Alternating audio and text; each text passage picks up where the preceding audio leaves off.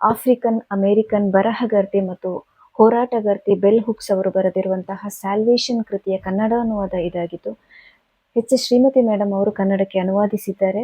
ಈ ಇಡೀ ಪುಸ್ತಕದಲ್ಲಿ ಬೆಲ್ ಹುಕ್ಸ್ ಅವರು ಪ್ರೀತಿಯನ್ನ ಒಂದು ಆತ್ಮಶೋಧನೆಯ ಮಾರ್ಗವನ್ನಾಗಿ ಕಾಣುತ್ತಾರೆ ಮತ್ತು ನಮಗೆ ಕಾಣಿಸುತ್ತಾರೆ.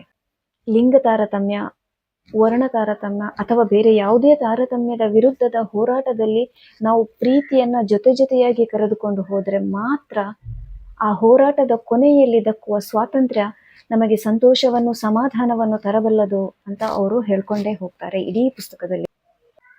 ಕಪ್ಪು ಸಮುದಾಯದಿಂದ ಬಂದಿರುವಂತಹ ಬೆಲ್ ಹುಕ್ಸ್ ತಮ್ಮ ಅನುಭವಗಳನ್ನ ಮತ್ತು ತಮ್ಮ ಸಮುದಾಯದ ಅನುಭವಗಳನ್ನ ಎಷ್ಟು ಸಮರ್ಥವಾಗಿ ದಾಖಲಿಸಿದ್ದಾರೋ ಅಷ್ಟೇ ಸಮರ್ಥವಾಗಿ ಎಚ್ ಎಸ್ ಶ್ರೀಮತಿ ಮೇಡಮ್ ಅವರು ಅದನ್ನ ಕನ್ನಡಕ್ಕೆ ಅನುವಾದಿಸಿ ತುಂಬಾ ಸುಲಭವಾಗಿ ಮತ್ತು ಸರಳವಾಗಿ ಅರ್ಥವಾಗುವಂತೆ ಪುಸ್ತಕವನ್ನ ನಮ್ಮ ಕೈಗೆ ನೀಡಿದ್ದಾರೆ.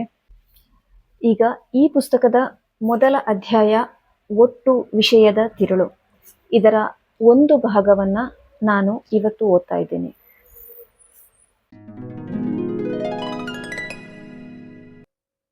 ಈಗ ನೋಡಿದರೆ ಅವೆಲ್ಲ ಪಾಳು ಬಿದ್ದಂತೆ ಕಾಣುತ್ತವೆ. ಅವುಗಳಲ್ಲಿ ಕೆಲವಂತೂ ಯುದ್ಧ ಭೂಮಿಗಳಂತೆ ಕಾಣುತ್ತವೆ.